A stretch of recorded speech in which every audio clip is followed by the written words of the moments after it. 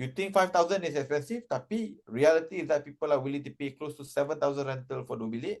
You akan rasa, wah, bayar 4,000, 5,000 sebulan installment ni, ngerinya kan. Gaji aku 6,000. Nak bayar installment 4,000 kan sebab property ni mahal. But for a lot of property baru dekat area Monkera, dekat Bangsa, kat KL ni, the average rental for 2 bilik is 5,000 hingga 7,000 ringgit. Okay?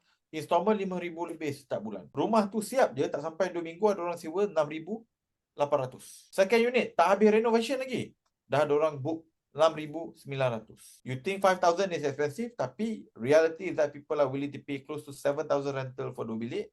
So cheap or expensive tu is actually very relative.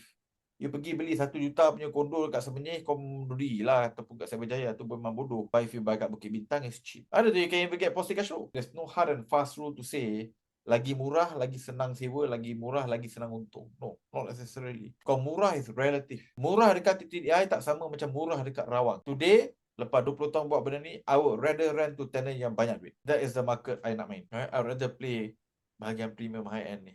Tak banyak player kat situ.